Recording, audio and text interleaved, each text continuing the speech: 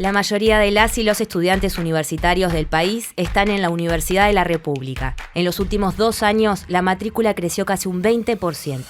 Sin embargo, el presupuesto universitario en este periodo se redujo. Más demanda con menos inversión. Además, por la situación económica que atraviesa el país, nuestros salarios rinden menos. Las y los docentes de la UDELAR trabajamos más por menos. ¿Cómo se explica esto?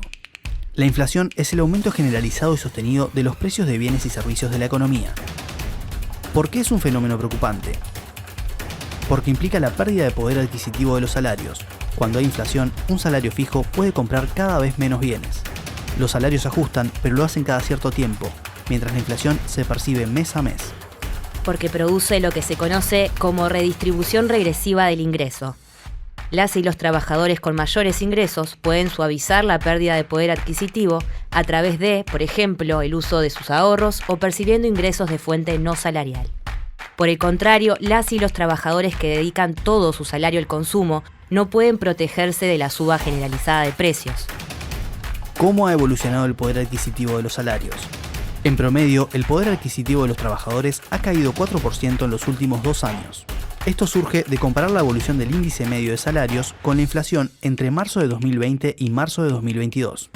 En el caso de las y los docentes universitarios, los 2 incrementos generales recibidos en el marco del actual periodo de gobierno fueron de 4.41% en enero de 2021 y 7.07% en enero de 2022. Estos ajustes no alcanzaron para cubrir el aumento generalizado de los precios, consolidándose una importante pérdida del salario real en el año 2021 de casi un 8%.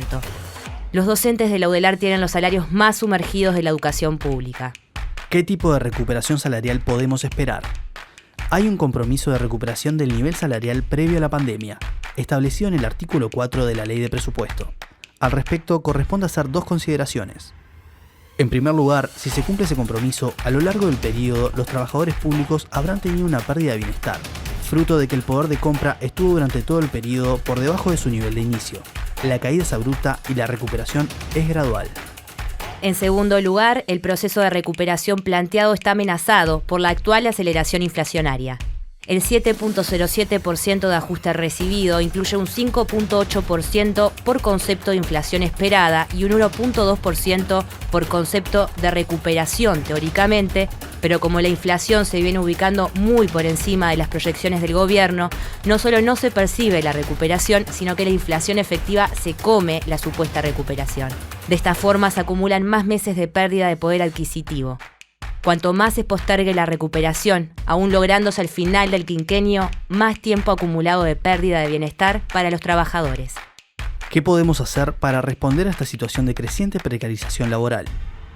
En el segundo semestre del año 2021, el PBI de la economía ya se ubica por encima de los niveles prepandemia.